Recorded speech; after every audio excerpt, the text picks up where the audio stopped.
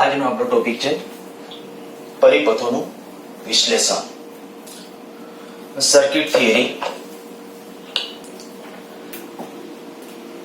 અત્યારે જે ચર્ચા કરવા જઈએ છીએ આ ચેપ્ટર અને આના પછીનું ત્રીજું ચેપ્ટર, બંને ચેપ્ટરો માટે ખૂબ અગત્યનું છે. ખાસ ધ્યાન રાખજો, સર્કિટ થિયરી જ્યારે અવરોધો સાથેની હશે કે કેપેસિટર અત્યારે ચર્ચા કરીએ છીએ, પછી અવરોધો અને કેપેસિટર સાથેનું બંને મિક્સ પણ હશે. પણ આ બધી સર્કિટ થિયરી વખતે જે કેટલાક રૂલ્સ પહેલા તમને એ ખબર પડતી હોવી જોઈએ કે ભાઈ ક્યારે કેપેસિટરો કેવી રીતે શ્રેણીમાં છે, ક્યારે સમાંતરમાં છે, એ ડિસ્કશન કરતા આપણને આવડતું હોવું જોઈએ. તો આજનો આપણો મુખ્ય પ્રયાસ એ છે કે ભાઈ પરિપથ જોઈ અને કયા કેપેસિટરો શ્રેણીમાં છે, સમાંતરમાં છે નક્કી કરવું. એ થઈ જશે ત્યાર પછી એમાં વિદ્યુતભારો, જુદા જુદા બિંદુ પાસેના સ્થિતિમાનો, આનું ડિસ્કશન કરીશું.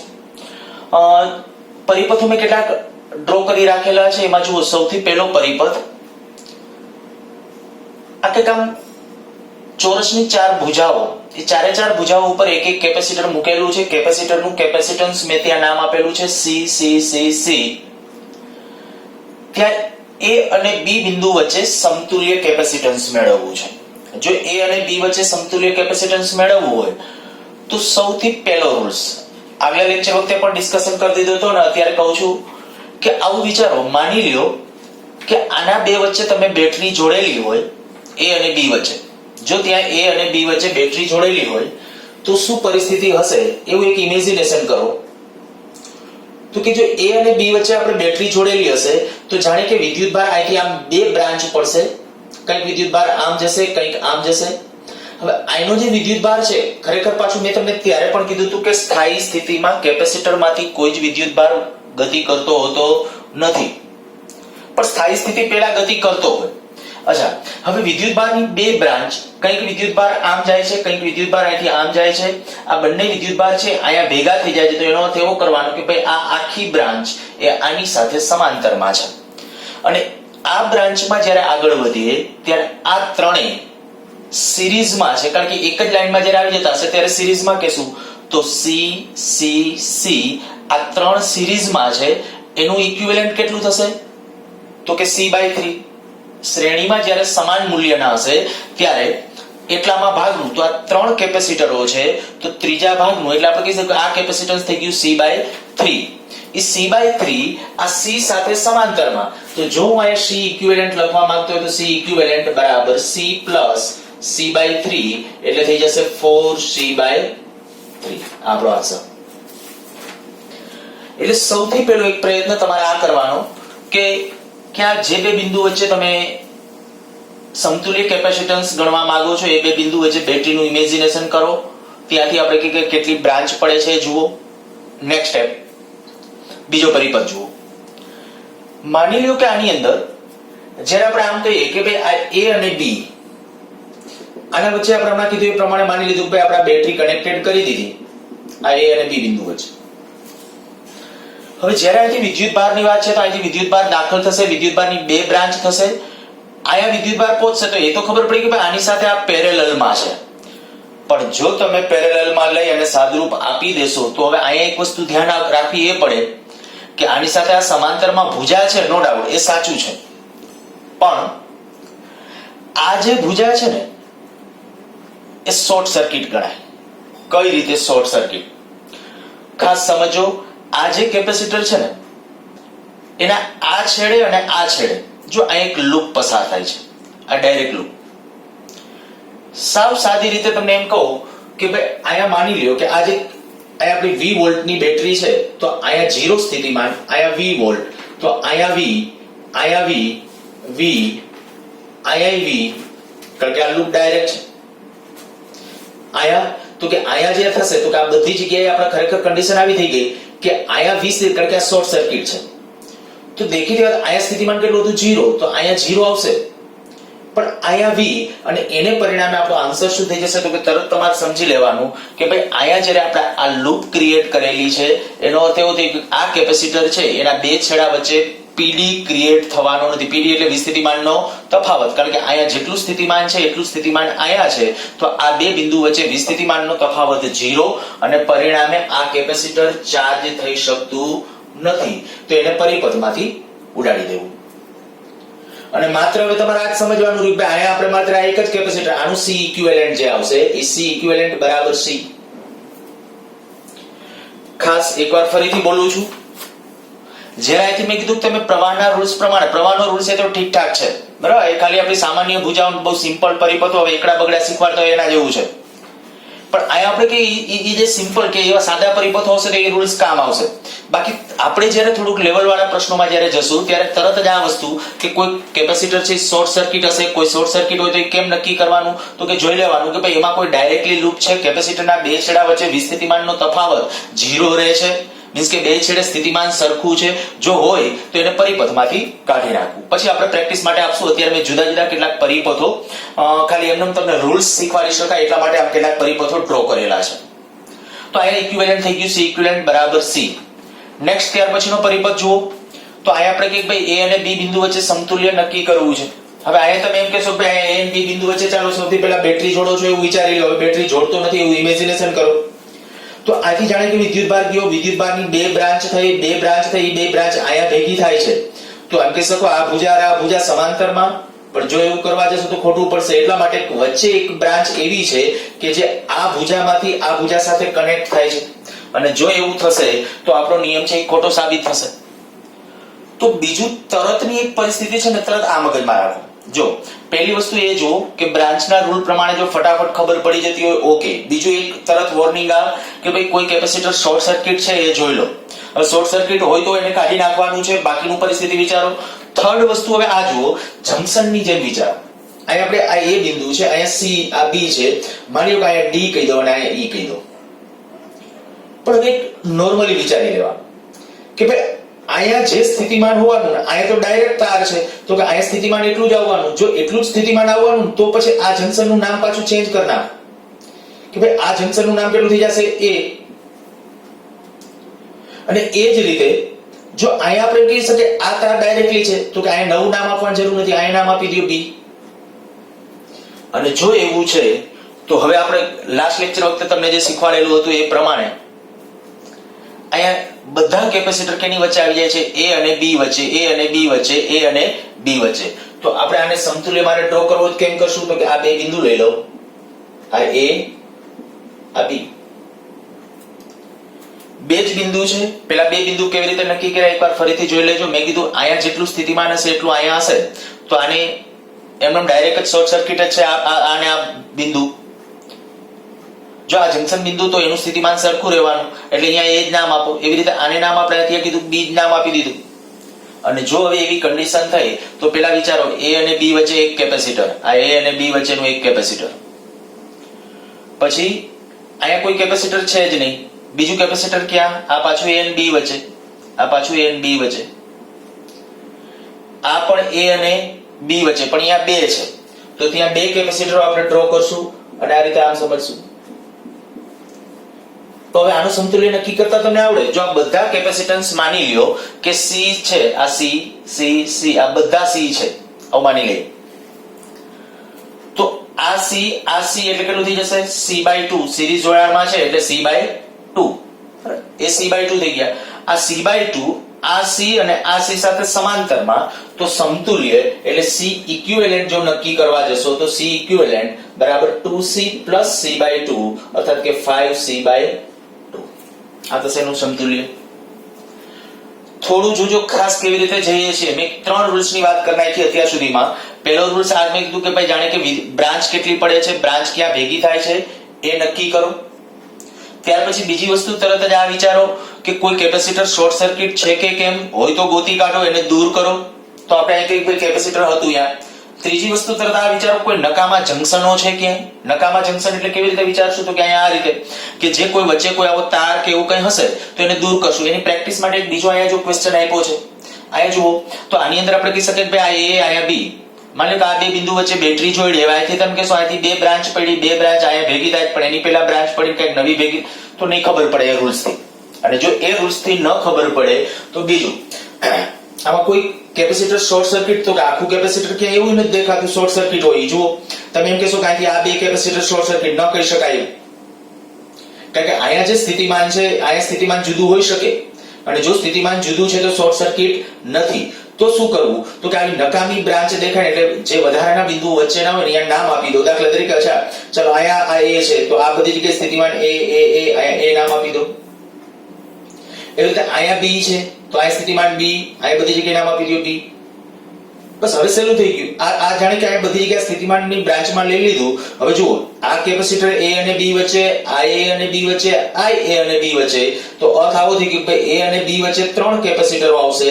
જો A અને B વચ્ચે 3 કેપેસિટરો આવશે તો એનું સમતુલ્ય આપણા પાસે કેટલું થઈ જશે? એટલે C ઇક્વિવેલેન્ટ. આ બધા સમાંતરમાં ગણાય તો સમતુલ્ય કેટલો થઈ જશે? સરવાળો 3C. આન્સર થઈ ગયો 3C. ફરીથી એકવાર બોલું છું. જ્યારે આપણે કીધું કેપેસિટરની વાત છે ત્યારે આપણે કીધું આ A અને B વચ્ચે પહેલો રૂલ્સ આપણે એપ્લાય કરવાનો ટ્રાય કરી. મેં કીધું એ નિયમ તો બહુ સિમ્પલ અને સરળ, ક્યારેક જ એપ્લિકેબલ હશે ખાસ. આ બીજી વસ્તુ તરફ કીધી કોઈ કેપેસિટર શોર્ટ સર્કિટ હોય. શોર્ટ સર્કિટ કેમ ગણવાનું? તો કોઈ એક કેપેસિટરના બંને છેડા વચ્ચેનો PD જો ત્યાં આપણે કહી શકાય કે ભાઈ 0. હા, કદાચ હું આ જો આ બ્રાન્ચ ન હોત, માની લ્યો કે આ ન હોત, તો હવે હું એમ કહી શકત કે આ કેપેસિટર ચાર્જ નથી થવાના. કેમ ચાર્જ નથી થવાના? તો કે અહીંયા જેટલું સ્થિતિમાન હશે એટલું જ સ્થિતિમાન અહીંયા હશે, અને અહીંયા સ્થિતિમાન ને અહીંયા સ્થિતિમાન વચ્ચે કે બીજું સ્થિતિમાન, તો આ કે આ કેપેસિટર ચાર્જ થઈ શકવાનું નથી, તો ત્યારે કોઈ રોલ્સ ન હોત. પણ અત્યારે અહીંયા વચ્ચે આ ટર્મિનલ છે ત્યારે આપણે મેં કીધું તરત ત્રીજો રૂલ્સ કે ભાઈ કોઈ નકામું જંકશન હોય તો એને પરિપથમાંથી કાઢવાનું, અને નકામું જંકશન પરિપથમાંથી કાઢવાનું હોય તો એનો રૂલ્સ તમને શીખવાડી દીધો. શું કરવાનું? અહીંયા નામ આપી દીધું A, અહીંયા B, પછી A B વચ્ચે જેટલા કેપેસિટર હોય જોઈન્ટ કરી દો. નેક્સ્ટ અહીંયા જુઓ A અને B વચ્ચે ખાલી બધા નિયમોનું જો પાછું મિશ્રણ. આપણે કહી શકીએ ભાઈ સૌથી પહેલા અહીંથી વિચાર્યું કે અહીંથી જ્યારે વિદ્યુત ભાર આવ્યો, આ બે બિંદુ વચ્ચે બેટરી જોડી દીધી, અહીંથી દાખલા તરીકે વિદ્યુત ભાર એન્ટર થયો, કેટલી બ્રાન્ચ? આ 1 2 3. તો કે આમાં સિમ્પલી તરત જ ખબર પડી જાય છે કે આ 1 2 અને 3 ત્રણે ત્રણ બ્રાન્ચ અહીંયા ભેગી થાય છે, અને એ દરમિયાન વચ્ચે ક્યાંય બ્રાન્ચ પડી અને બીજી કોઈ આને કનેક્ટ નથી થતી, તો ડાયરેક્ટ કહી શકાય કે આ ત્રણે ત્રણ ભુજાઓ સમાંતરમાં છે. અને જો C ઇક્વિવેલેન્ટ નક્કી કરવું હોય તો C ઇક્વિવેલેન્ટ એટલે આ C ને C, તો C/2 બરાબર. આનું C/2 થયું. આ C ને આ C સમાંતરમાં છે તો C + C 5C/2 આ થઈ જશે એનું ઇક્વિવેલેન્ટ. નેક્સ્ટ આ જો અહીંયા A અને B વચ્ચે સમતુલ્ય નક્કી કરવું છે, તો અહીંયા તમે કહેશો ભાઈ અહીંથી આપણે કહી શકીએ જાણે વિદ્યુતભાર અહીંથી દાખલ થાય છે, વિદ્યુતભાર અહીંયા કંઈક બ્રાન્ચ પડી, એ બ્રાન્ચ કે અહીંથી આમ કંઈક પાછો, પણ થોડું કંઈક કોમ્પ્લેક્સ પરિપથ લાગે છે. કોઈ કેપેસિટર આમાં એક બીજું શોર્ટ સર્કિટ દેખાતું નથી, તો તરત જ આ કે અહીંયા આપણે તમને એ ખબર પડે છે કે આ B બિંદુ છે, તો અહીંયા બધી જગ્યાએ સ્થિતિમાન તમે B કહી શકો, B કહી શકો, B કહી શકો, બધી જગ્યાએ. અહીંયા સ્થિતિમાન કેવું છે? A, બધા બિંદુએ. તો આ ત્રણે ત્રણ કેપેસિટર ક્યાં આવી ગયા? A અને B બિંદુ વચ્ચે. જો ત્રણે ત્રણ કેપેસિટર A અને B બિંદુ વચ્ચે આવી જતા હોય અને ત્રણે ત્રણના મૂલ્યો C જેટલા લઈ લઈએ, આ બધાના મૂલ્યો C જેટલા છે, તો અહીંયા તમે સમતુલ્ય કહી શકશો 3C. એટલે આપણો આન્સર થઈ ગયો C ઇક્વિવેલેન્ટ બરાબર 3C. નેક્સ્ટ અહીંયા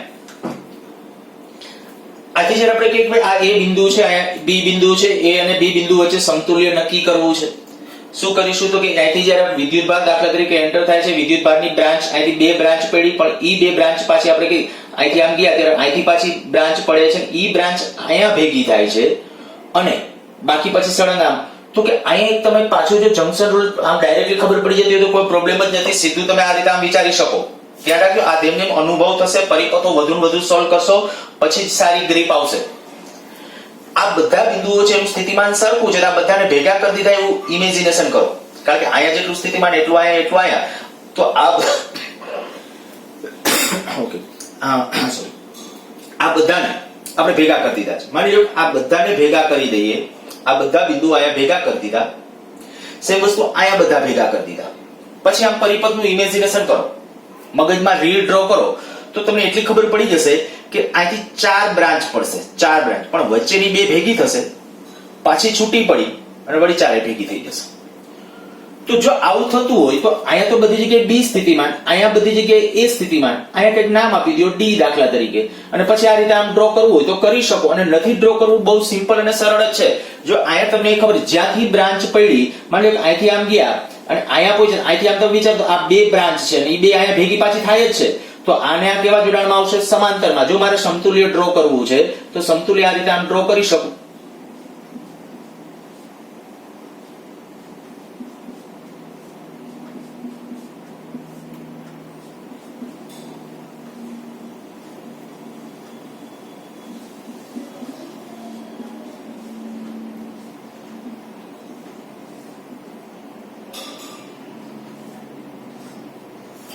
આ થઈ જશે સમતુલ્ય. જો મેં શું તમને ઇમેજિનેશન કરવાનું કીધું હતું કે આ જે છે નકામા કોઈ આ જંકશન વધારાના છે તો સરળતાથી ઇમેજિન અથવા અહીંયા સ્થિતિમાન એટલું સ્થિતિમાન આયા એટલું સ્થિતિમાન આયા છે તો આ બધાને ભેગા ઇમેજિનેશન કર્યા છે, બધાને ભેગા.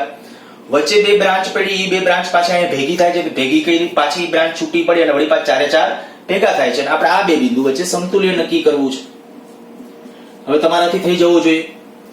હંમેશા પરિપથમાં છે ને વિશ્લેષણ કરતા હો તો અંદરથી બહાર તરફ આવું, બહારથી અંદર તરફ નહીં. તો હું તમને કહું ભાઈ તમારે અહીંથી આમ નક્કી કરવું છે તો પહેલા આવું નહીં કરી લેવાનું ભાઈ આ જે છે આ અને આ જે છે આ બે આ 1 2 3 4 સમાંતરમાં એમ નહીં, અંદરથી આવો. અંદરથી આવો મીન્સ કે અહીંથી આમ ગયા તો આ બ્રાન્ચ તો ઓકે, આમાં બીજું કઈ નથી, આ બ્રાન્ચમાં બીજું કઈ નથી, પણ અહીંયા જે બ્રાન્ચ પડી છે ને એ પાછી ભેગી થાય છે તો કે પહેલા જે આવું અંદરના ગૂંચવાડો ને પહેલા સોલ્વ કરો. તો અંદરના ગૂંચવાડો એટલે આપણે પહેલા આ સોલ્વ કરવા જઈએ તો તરત ખબર પડી કે ભાઈ આ ને આ બે કેવા જોડાણમાં સમાંતર. જો આ C હોય આ C હોય તો કેટલું થઈ જશે 2C. ધ્યાન રાખજો હું ત્યાં લખતો નથી, આ C એટલે 2C, પાછું આ C અને અહીંયા C હોય તો I2C, E2C આ 2C સાથે કેવા જોડાણમાં શ્રેણી જોડાણમાં અને પરિણામે એનો સમતુલ્ય કેટલો થઈ જશે C.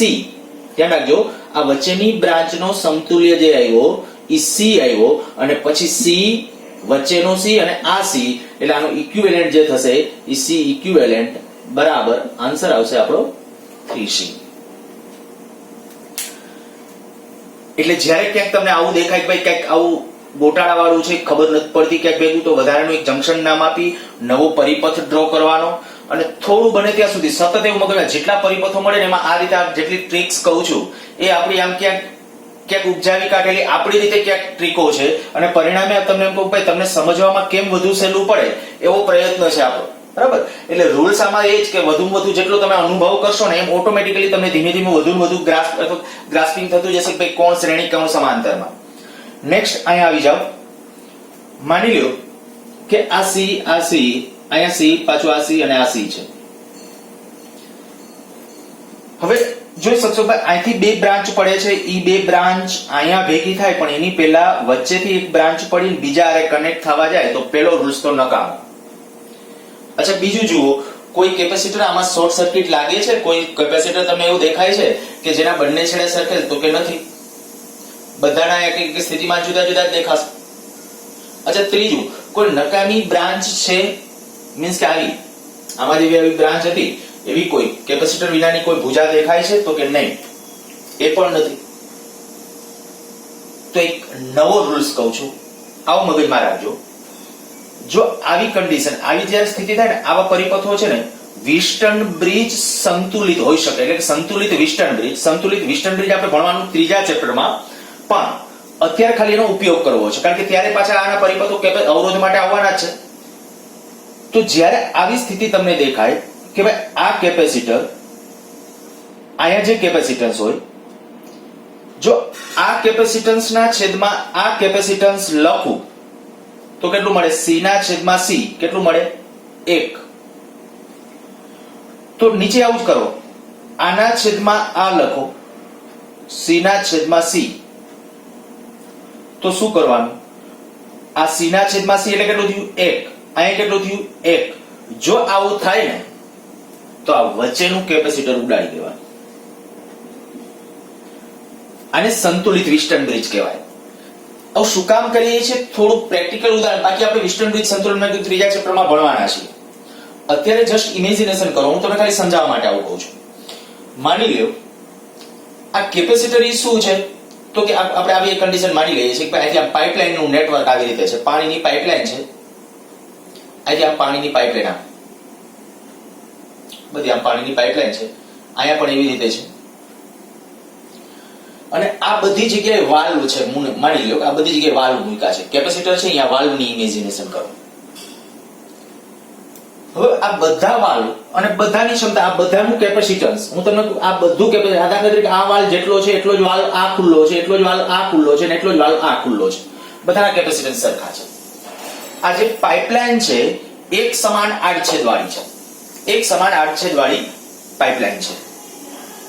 જો એક સમાન આડછેદવાળી પાઇપલાઇન હોય, હું આ એક બાજુ બીજી આકૃતિ ડ્રો કરું. માની લ્યો કે આ પાઇપલાઇન છે, આ બીજી પાઇપલાઇન છે.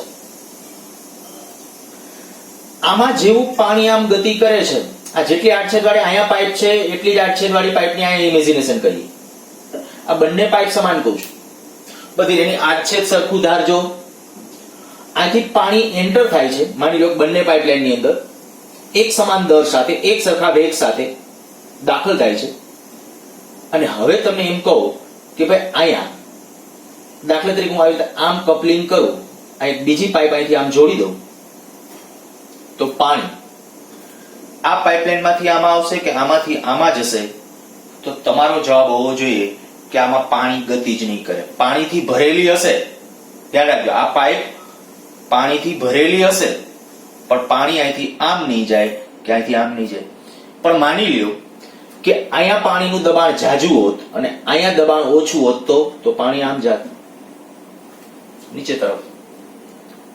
અચ્છા, એને અત્યારે તો મેં કીધું બે પાઇપલાઇન સરખી છે, બરાબર? બે પાઇપલાઇન બધી રીતે સમાન છે, ને જો બે પાઇપલાઇન બધી રીતે સમાન હોય તો આમાં જે તે અહીંયા જેટલું દબાણ હોય એટલું દબાણ અહીંયા હોય, એટલું અહીંયા જેટલું દબાણ હોય એટલું દબાણ અહીંયા, દબાણ ઘટતું જશે ક્રમશઃ, પાણી આગળ વધતું જશે. આ ખુલ્લો છેડો એટલે દબાણ વાતાવરણનું થઈ જાય. ત્યાં આ ખુલ્લા છેડા પાસે વાતાવરણનું દબાણ કહેવાય. અહીંયા એનાથી આગળ છે પાણી આમ ગતિ કરે એટલે દબાણનો તફાવત, અહીંયા દબાણ છે એ વધારે હશે. અહીંયા જે છે અહીંયા દબાણ સરખું, પણ અહીંયા કરતા અહીંયા દબાણ વધારે હશે, અહીંથી પાણી એન્ટર થાય છે એટલે તો જ ગતિ કરી શકે પાણી. અચ્છા, તો અહીંયા ને અહીંયા જો દબાણ સરખું છે, અહીંયા ને અહીંયા દબાણ સરખું છે, અહીંયા ને અહીંયા દબાણ સરખું છે, તો તમે ગમે એવા વચ્ચે કપલિંગ કરશો ગતિ નહીં થાય. પણ માની લ્યો કે આ પાઇપલાઇન આમ જોડવાને બદલે આવી રીતે આમ જોડું, તો માની લે કે આવી રીતે આમ કનેક્ટ કરી દઈએ. જો આ રીતે આમ કનેક્શન આપી દઈએ છીએ તો એ સ્થિતિમાં વિચાર કે જ્યારે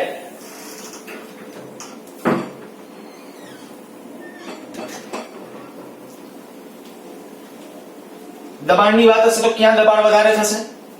અહીંયા દબાણ વધુ થશે, અહીંયા દબાણ ઓછું થશે. અહીંયા દબાણ વધારે, અહીંયા દબાણ ઓછું, તો પાણી અહીંથી આમ જશે. સેમ વસ્તુ બસ કેપેસિટરના સંદર્ભમાં છે. તમારે અત્યારે બાકીના રૂલ્સ, ટેકનિકલી રૂલ્સ આપણે ત્રીજા ચેપ્ટરમાં ભણશું. અત્યારે મેં ખાલી પ્રચલિત ઉદાહરણથી તમને સમજાવ્યું છે. જો તમને 5 કેપેસિટર નું આવું કંઈક જોડાણ દેખાતું હોય, બરાબર, 5 કેપેસિટર સાથેનું આવું જોડાણ દેખાતું હોય, તો આ ટ્રાય કરવી કે ભાઈ આના છેદમાં આ બરાબર આના છેદમાં આ જો સરખું થાય તો વચ્ચેનું કેપેસિટર કાઢી નાખો.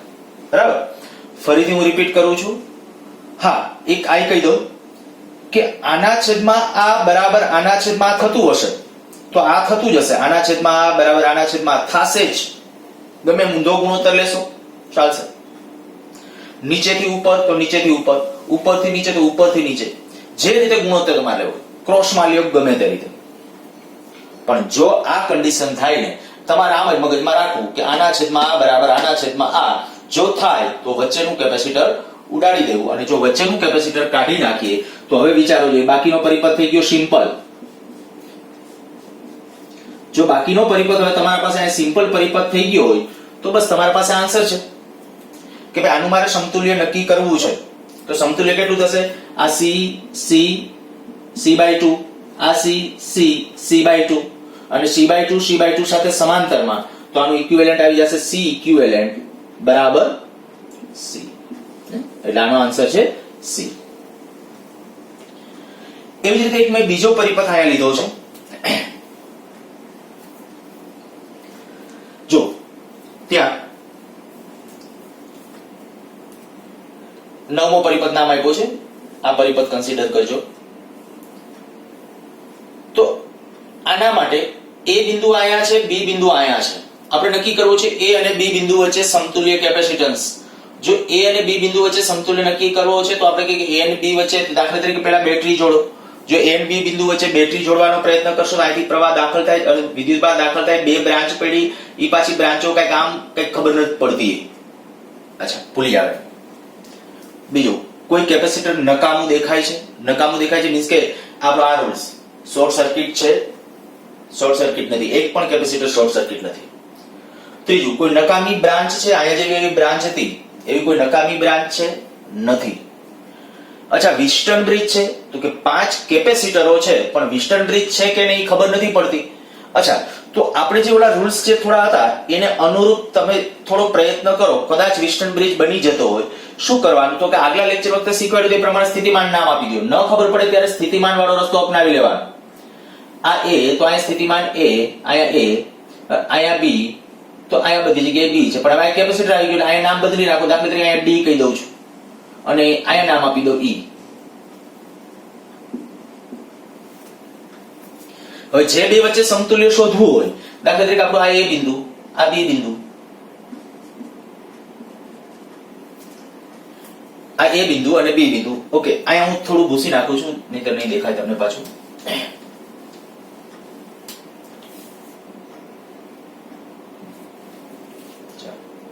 આ A બિંદુ, અહીંયા B બિંદુ. બીજા કેટલા બિંદુ છે તો કે બે, D અને E. એક D અહીંયા નામ આપી દો, માની લ્યો E અહીંયા ઉપર અથવા નીચે ગમે ત્યાં પણ નામ આપવા છો. D ઉપર રાખવું હોય તોય છૂટ, બધા બિંદુ આવી જવા જોઈએ. તો આ કેપેસિટર કેના વચ્ચે? A અને D વચ્ચે. ચાલો A અને D વચ્ચે એક, A અને E વચ્ચે એક, A અને E વચ્ચે એક. આ આવી ગયું, આ આવી ગયું. D અને E વચ્ચે, D અને E વચ્ચે, D અને B વચ્ચે, આ D અને B વચ્ચે, B અને E વચ્ચે, B અને E વચ્ચે. હવે તમારે શોધવાનું સમતુલ્ય A અને B વચ્ચે. જુઓ જોઈએ, સંતુલિત વિસ્ટન બ્રિજ જેવું દેખાય છે, આના જેવું. જો બધા કેપેસિટન્સ C હોય, આ બધા મારે કેપેસિટન્સ માની લ્યો કે C આપેલા છે. જો C આપેલા છે તો આ બધા C લેશો. હવે જુઓ જોઈએ, આના છેદમાં આ બરાબર આના છેદમાં આ થશે, થશે. તો એનો અર્થ કે વચ્ચેનું કાઢી નાખો, વચ્ચેનું કાઢી નાખો તો આપણો આન્સર થઈ ગયો C. એટલે એ પરિપથનો આન્સર પણ છે C. સ્ક્રીન પોઝ કરીને લખી નાખો.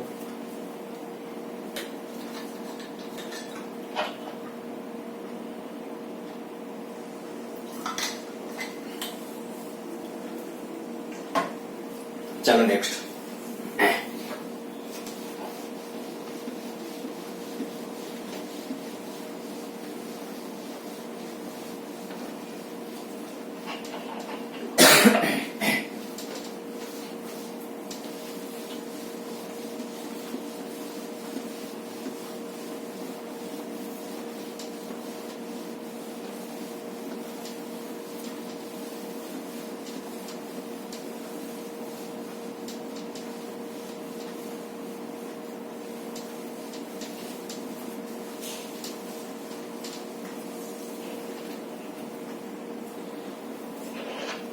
આગળ પરિપથ લઈએ છીએ. ધારી લો કે આપણો 10મો પરિપથ.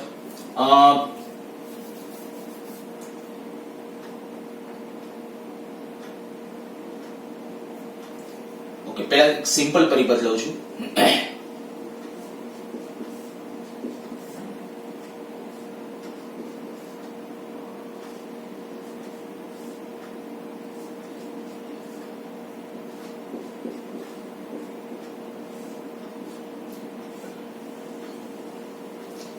આ A, B. માની લો કે આ બધા C છે. નવો રૂલ્સ પાછો અહીંયા શીખવાડું છું. એક જો સૌથી પહેલા પહેલો રૂલ્સ કીધો તો આપણે આ બે બિંદુ વચ્ચે બેટરી જોડીને ટ્રાય કરો તો કે બેટરી જોડી બે ફાટા પડ્યા, ફાટા અહીંથી આમ ભેગા થાય પણ એની પહેલા વચ્ચે ફાટા પડીને અહીંયા ભેગા થાય છે તો નહીં ચાલે. બીજું જુઓ, કોઈ કેપેસિટર શોર્ટ સર્કિટ છે તો કે કોઈ કેપેસિટર આમાં શોર્ટ સર્કિટ દેખાતું નથી. ત્રીજું, કોઈ નકામી બ્રાન્ચ છે તો કે આમાં ક્યાંય નકામી બ્રાન્ચ પણ નથી. બરાબર, કોઈ કેપેસિટર એવું નથી કે જ્યાં આપણે કહીએ કે ડાયરેક્ટલી શોર્ટ સર્કિટની જેમ હોય કે નકામી બ્રાન્ચ હોય. અચ્છા, વિસ્ટન બ્રિજ છે તો કે આમાં વિસ્ટન બ્રિજ 5 કેપેસિટરનું કોઈ એવું આમાં પર્ટિક્યુલર ઝુમખું કદાચ વિસ્ટન બ્રિજ હોઈ શકે. બરાબર, કદાચ હોઈ શકે, પણ એ થોડું મુશ્કેલ છે. એ તમને અનુભવ પછી ખબર પડશે. અત્યારે આપણે એમ કહીએ કે વિસ્ટન બ્રિજ આપણા આટલા કેપેસિટરો છે, વિસ્ટન બ્રિજ પણ નથી. અચ્છા, તો જ્યારે હવે તમે આવું વિચારો ને ત્યારે તમને એક નામ આપું છું અહીંયા, મિરર સિમેટ્રી.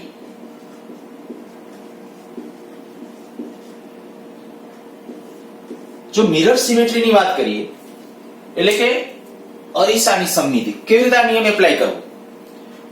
થોડા મેં કીધું આપણા કેટલાક ઘરના નિયમો છે એટલે થોડું સમજવામાં ધ્યાન રાખજો. જે A અને B વચ્ચે તમારે સમતુલ્ય કેપેસિટન્સ મેળવવું છે. આપણે A અને B વચ્ચે સમતુલ્ય કેપેસિટન્સ મેળવવું છે. તો જે બે વચ્ચે સમતુલ્ય કેપેસિટન્સ મેળવવું હોય ને એને જોડતી રેખાને લંબ રૂપે તમે મિરર ગોઠવો. માની લો કે હું અહીંયા મિરરની ઇમેજિનેશન કરું, અહીંયા મિરર રાખું,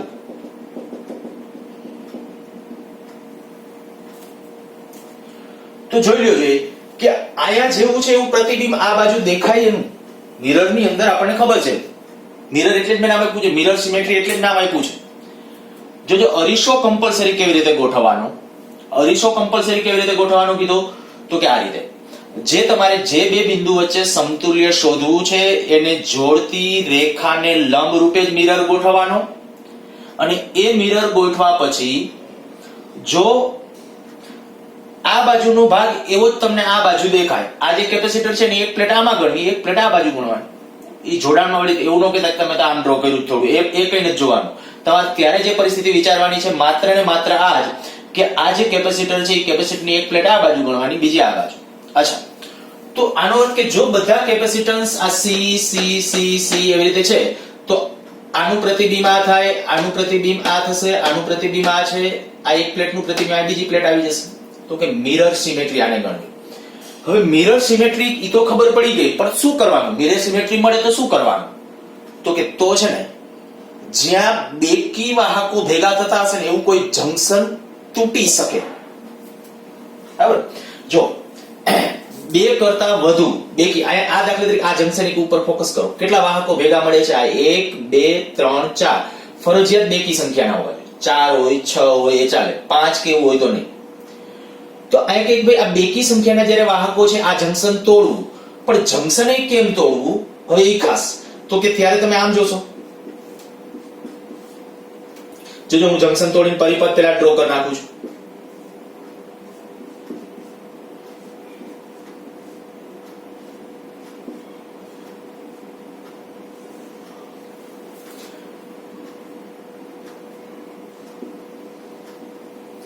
આપણે જે મિરર ગોઠવેલો હતો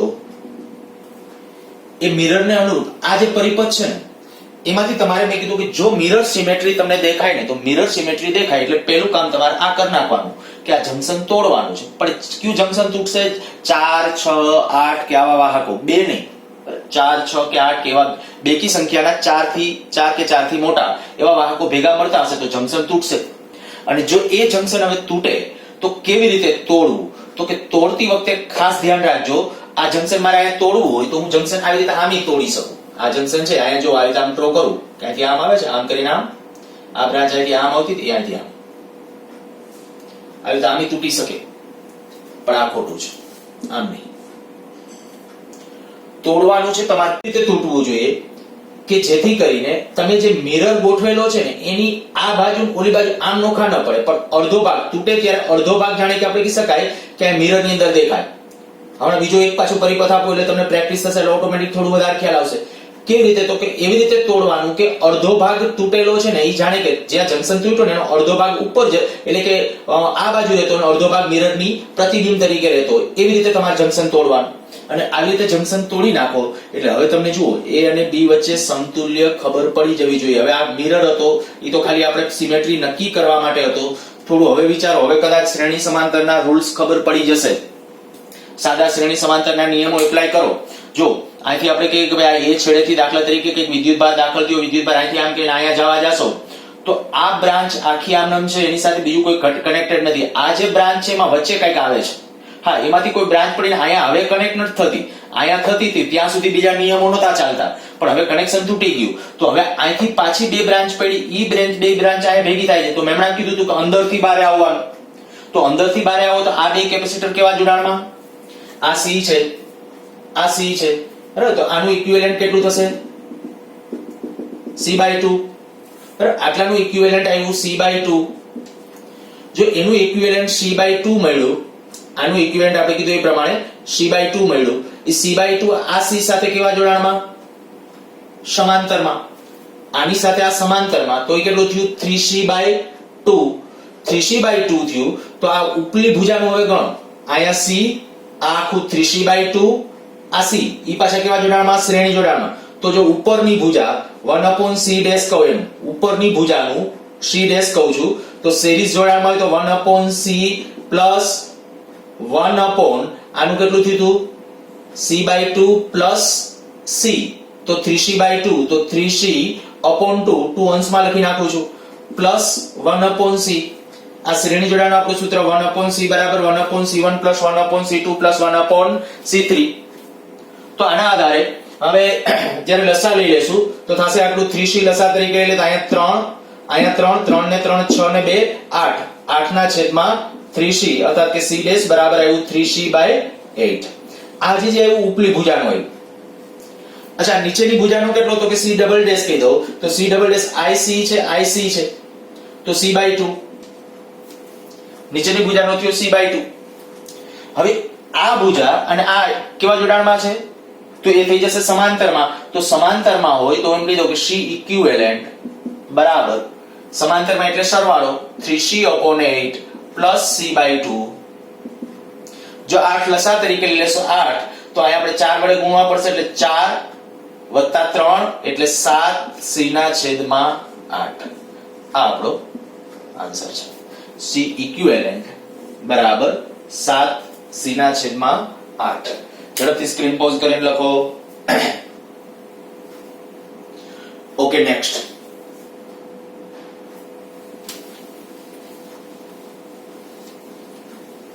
આન્સર આવ્યો તો આપણો 7c/8. હું એક આના જેવો ભળતો એક બીજો પરિપથ આપું.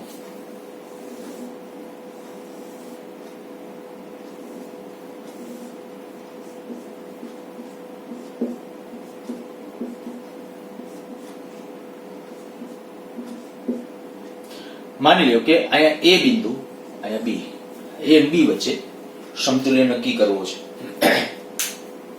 પહેલો નિયમ આપણો કઈક આવો હતો.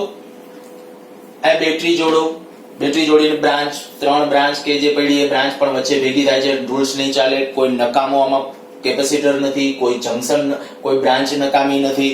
તો એનો કે બધા રૂલ્સ નકામા. પછી આમાં પણ એ નથી ખબર પડતી કે વિસ્ટર્ન બ્રિજ છે, તો વિસ્ટર્ન બ્રિજ આપણે કહી શકીએ વિસ્ટર્ન બ્રિજ છે, તો સંતુલિત વિસ્ટર્ન બ્રિજ છે, ખબર નથી. તો આપણો હવે આ રૂલ્સ કદાચ મિરર સિમેટ્રી એપ્લિકેબલ હોય. પહેલા ઈ જુઓ, મિરર સિમેટ્રી ક્યારે વિચારવાની? તો કે 4 6 આવા કોઈ વાહકો ભેગા મળતા હોય એવું કોઈ જંકશન છે? તો કે આમાં છે ખરા. અહીંયા જો 4 વાહકો ભેગા મળે છે, તો કદાચ તૂટી શકે. હું નથી કહેતો કે આ એકલા તૂટે છે, બરાબર, તૂટી શકે. ક્યારે તૂટશે? તો આપણા નિયમો બધા ફોલો થવા જોઈએ. જો જોઈએ આ a અને b, આ બે વચ્ચે સમતુલ્ય શોધવું, તેને જોડતી રેખાની તમે આમ ઇમેજિનેશન કરો. આ જોડતી રેખાની ઇમેજિનેશન, આને લંબ રૂપે મિરર ગોઠવો. આને લંબ રૂપે મિરર એટલે મિરર આમ ગોઠવવાનો. આ તમારો મિરર, આ આપણું મિરર છે. જરાક જુઓ જોઈએ. હવે એવું દેખાય છે કે આ બાજુ જેવું હોય એવું જ આ બાજુ છે. હા, બધા કેપેસિટન્સ ફરજિયાત સરખા, બધા c c c c છે, બધા c. મેં લખી લખ્યા ત્યારે સમજશું બધા c જેટલા મૂલ્યના છે. અને જો બધા c જેટલા મૂલ્યના છે તો હવે તમારે એનું સમતુલ્ય નક્કી કરવું હોય તો કેમ નક્કી કરશો? તો કે ત્યારે એના માટે આપણે કહી શકશું કે આ જંકશન તૂટી શકશે. કેમ તોડશો? તો કેમ તોડશો મેં હમણાં તમને અહીંયા શીખવાડ્યું એ જ રીતે કે ભાઈ અડધો ભાગ મિરરમાં આવે એવી રીતે. તો આવી રીતે આમ તોડશો. જો અહીંથી આમાં તોડી નાખું છું. આ જે પરિપથ છે તમે જ્યારે ડ્રો કરો ત્યારે પહેલા આખો પરિપથ સાચો લખજો, ત્યાર પછી આપણે કહીશું કે કાપીને. તો અહીંયા તમારે આવી રીતે આમ કાપવું પડશે. આ રીતે આમ જશે. આ જંકશન અહીંથી આમ થઈ ગયું, આ તોડી નાખ્યું. અને ફરીથી હવે કદાચ આ પરિપથને રીડ્રો કરવો હોય તો ભલે, નહીતર ડાયરેક્ટલી તમને જો આમ થોડું ઇમેજિનેશન, મેં કીધું રૂલ્સ જેમ તમે વધુ પચાવતા જશો ને એમ તમને વધારે અંદાજ આવી જશે. દાખલા તરીકે હવે વિચારો, એ પાસેથી કેટલી બ્રાન્ચ? 3. આ ડોટ લાઈન હવે ક્યાં ઇમેજિનેશન નહીં કરતા. 3 બ્રાન્ચ. એક બ્રાન્ચ સીધી બી પાસે ગઈ, બીજી એક બ્રાન્ચ આ વચ્ચે, એમાં કોઈ ફાટા પડતા નથી. અહીંથી આ ત્રીજી બ્રાન્ચ અહીંયા ફાટા પડ્યા, પણ ઈ ફાટો એની ને એની કનેક્ટેડ છે એટલે ચાલે, અને ઈ પાછું અહીંયા ભેગું. તો એનો અર્થ આ 3 બ્રાન્ચ સમાંતરમાં છે. કોઈ 3 બ્રાન્ચ થઈ? આ 1, આ 2 અને આ આખી ત્રીજી. એની અંદર આ આવી જાય છે વચ્ચે. અને જો થોડુંક વધારે સારી રીતે ઇમેજિનેશન કરશો ને તો તમને આ સર્કિટની અંદર આ સર્કિટ અંદર દેખાશે. આ સર્કિટની અંદર મેં કીધું આ સર્કિટ તમને દેખાશે. જો હું અહીંયા આવું કરું, અહીંયા દાખલા તરીકે આ એક વધારાનું આ એક કેપેસિટર મૂકી દઉં ને, એટલે આ બે એક જ છે. જો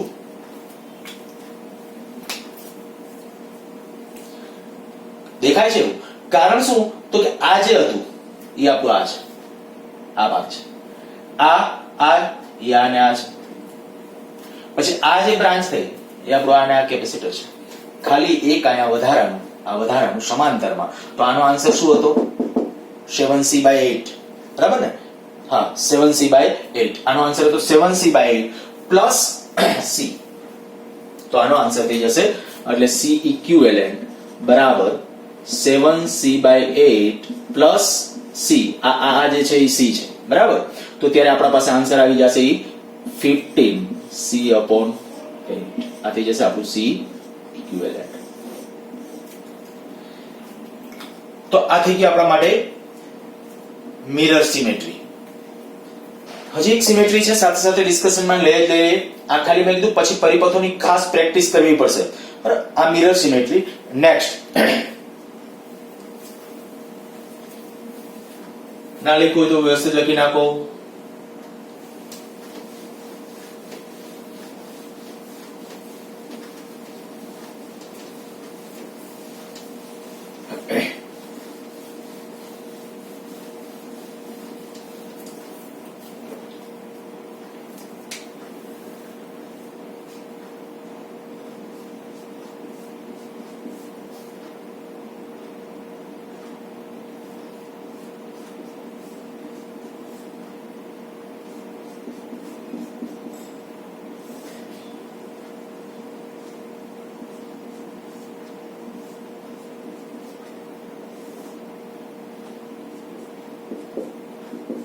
આ બધા સીસી કેપેસિટન્સ ધરાવતા કેપેસિટરો છે માની લો, અને આપણે આ એ અને બી બિંદુ વચ્ચે સમતુલ્ય શોધવું છે.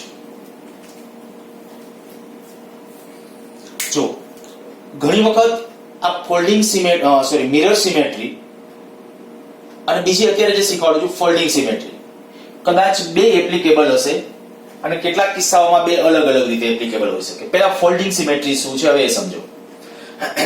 જો આપણા રૂલ્સ છે જેમ જેમ થાકતા જાય એમ નવો રૂલ્સ ઉભો કરતો જઈએ છે.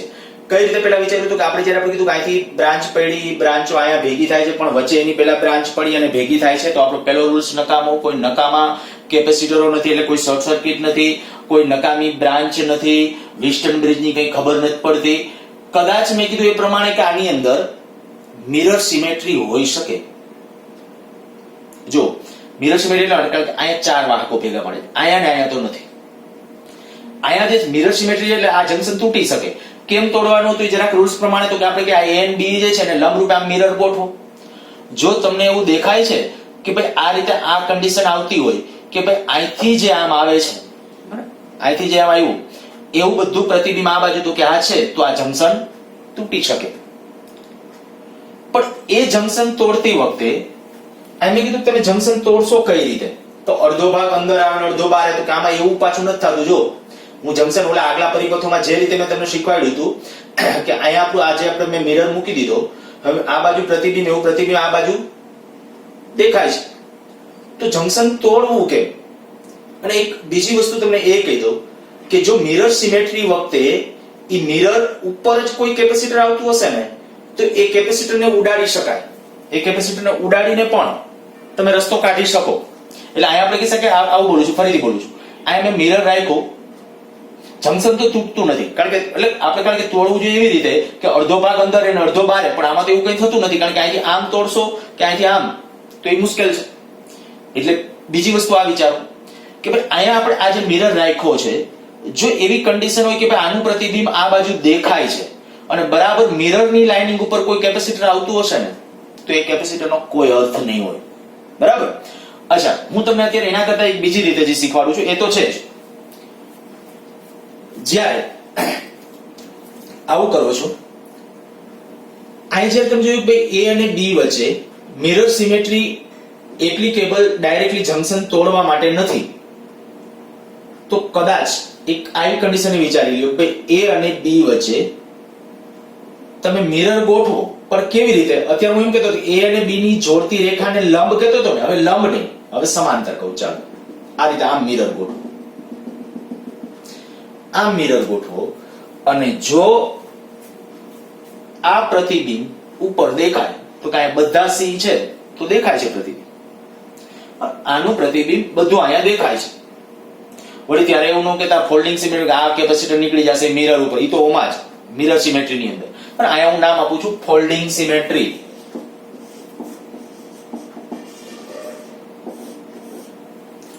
આ ફોલ્ડિંગ સિમેટ્રી ની અંદર શું વિચારવાનું તમારે? તો મેં કહી દીધું એ પ્રમાણે A અને B ને જોડતી રેખાને સમાંતર મિરર ગોઠવો. એ મિરર જ્યારે ગોઠવો ત્યાર પછી એક આવું વિચારો, જો A અને B વચ્ચે સમાંતર તમે અહીંયા મિરર ગોઠવો, ત્યાર પછી જો નીચેનું પ્રતિબિંબ ઉપર કે ઉપરનું પ્રતિબિંબ નીચે એક્ઝેક્ટલી એવું દેખાતું હોય ને, તો માની લો કે આ પરિપથને ફોલ્ડ કરો, બરાબર? આ રીતે આમ ફોલ્ડ કરો, ફોલ્ડ કરો તો આ આના ઉપર, એટલે આ C હોય, આ C હોય, તો C ને C સમાંતરમાં આવી જશે. કેટલું થઈ જશે? 2C, બરાબર? એટલે હવે તમારે શું કરવાનું? જ્યારે હું નવો પરિપથ આનો ડ્રો કરીશ, ફોલ્ડિંગ સિમેટ્રી જો પરિપથ ડ્રો કરું છું,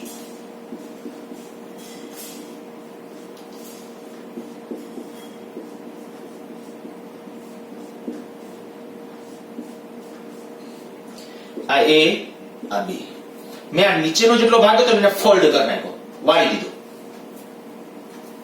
હવે એ વખતે આ જે C આ બધા C હતા, બરાબર? આ બધા C, તો જ્યારે ફોલ્ડ કરશું ત્યારે આના ઉપર આ આવશે, તો અહીંયા કહી દેવાનું C ને C સમાંતર 2C, અહીંયા ફોલ્ડ થયું છે 2C, આ એવી રીતે ફોલ્ડ થયું છે 2C, એ રીતે આ ફોલ્ડ થયું છે 2C, આ 2C, પણ આ ફોલ્ડ આ ફોલ્ડ નથી થયું જે મિરર ઉપર છે, ઈ C ના C છે. અચ્છા, હવે જરાક એનાથી આગળ વધો. પરિપથ થોડોક નાનો થઈ ગયો, બરાબર? ફોલ્ડિંગ સિમેટ્રી એપ્લાય કરી. હવે જરાક પાછા પહેલેથી રૂલ્સ વિચારતા જાઓ કે અહીંથી પ્રવાહ આવે, બે બ્રાન્ચ પડે, બે બ્રાન્ચ પડી એ ખબર પડી ગઈ, ઈ બ્રાન્ચ અહીંયા ભેગી થાય છે, પણ એની પહેલા વચ્ચે બ્રાન્ચ પડી અને બ્રાન્ચ અહીંયા ભેગી થાય છે.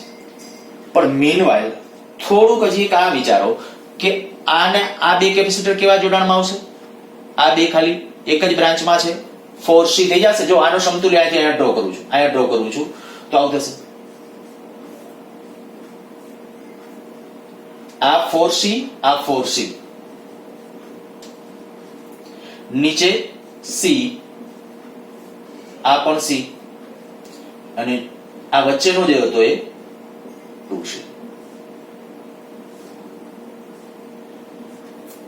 અહીંયા A એટલે A ને B, આ A ને B. જો થોડો સિમ્પ્લિફાઈ કર્યો. હવે જોવું જોઈએ, સંતુલિત વિસ્ટન બ્રિજ દેખાય છે. આના છેદમાં આ બરાબર આના છેદમાં આ, તો કે હા. તો વચ્ચેનું કાઢી નાખવાનું, આને ઉડાડી દો, વચ્ચેનું ઉડાડી દેશો, આ ઉડાડી દો, પછી વિચારો આન્સર આવી ગયો. કારણ કે હવે આ તો છે જ નહીં, તો 4C ને 4C શ્રેણીમાં છે, તો 2C થઈ ગયું, 2C, આ C ને C, C/2, અને ઈ સમાંતરમાં. તો જ્યારે ઇક્વિવેલન્ટ નક્કી કરવું છે તો C ઇક્વિવેલન્ટ બરાબર આ થઈ ગયું 2C પ્લસ આ કેટલું આવ્યું C/2, તો આન્સર છે આપણો 5C/2. તો આનો સમતુલ્ય થઈ ગયો 5C/2. જો મારો અત્યારનો આ ટાર્ગેટ એવો હતો ખાસ કરીને કે તમને બધા પ્રકારની જુદી જુદી મેથડો આવડે. હજી એક કન્વર્ઝેશન મેથડ બાકી છે, સ્ટાર ટુ ડેલ્ટા. ત્રીજા ચેપ્ટર વખતે છે એ star to delta conversion method શીખવાડીશ, રેર કેસમાં ઉપયોગી, બરાબર? રેર કેસની અંદર. બાકી મોસ્ટલી તમને આ જેટલી મેથડો શીખવાડેલી છે એ મેથડોની મદદથી કોઈ પણ વિચિત્ર પરિપથ હશે એટલે સોલ્યુશન થશે. એક મેં કીધું સ્ટાર ટુ ડેલ્ટા વાળા અમુક વખતે ક્વેશ્ચન્સ આવશે, ખાસ કરીને ક્યારે? દાખલા તરીકે આવું જ્યારે આવશે, આ સંતુલિત વિસ્ટન બ્રિજ નહીં હોય ને ત્યારે સ્ટાર ટુ ડેલ્ટા થી સેલો પડશે. બીજા એના અપવાદ, બીજા વિકલ્પો છે, એ બીજા વિકલ્પો હું તમને શીખવાડીશ પાછા કે ભાઈ એનું સમતુલ્ય નક્કી કરવું હોય તો શું કરવાનું, પણ એ નેક્સ્ટ લેક્ચર વખતે છોડશું. અત્યારે મેં કીધું જેટલી મેં સિમેટ્રી જે નામ આપ્યા છે એકવાર જો ફરીથી ઝડપથી કહી દઉં છું. પહેલું જે આપણે કીધું ભાઈ વિદ્યુત ભારનું વિભાજન થતું હોય બ્રાન્ચમાં, એ બ્રાન્ચ રૂલ. સેકન્ડ, કોઈ કેપેસિટર શોર્ટ સર્કિટ છે એ ગોતી કાઢો. ત્રીજું, કોઈ બ્રાન્ચ નકામી છે ગોતી કાઢો હોય તો. ચોથું વિસ્ટન બ્રિજ છે તો સંતુલિત વિસ્ટન બ્રિજ છે તો વચ્ચેનું જે કેપેસિટર હોય એ ઉડાડવાનું. પાંચમું મિરર સિમેટ્રી ક્યારે એપ્લિકેબલ કરવાની તો કે 4 કે એના કરતા વધુ વાહકો ભેગા મળતા હોય તો મિરર સિમેટ્રી. અને ત્યાર પછી આપણે જે વાત કરી ફોલ્ડિંગ સિમેટ્રી. જો આટલી સિમેટ્રી આવડતી હશે ને તો લગભગ કોઈ પણ પ્રકારનો પરિપથ હશે ને તો એ પરિપથની અંદર ધીમે ધીમે તમે ડીપમાં ઊંડા ઉતરી શકશો. આ જ્યારે લેક્ચર તમે જુઓ ત્યારે હું આની સાથે એક પીડીએફ પણ એટેચ કરીશ.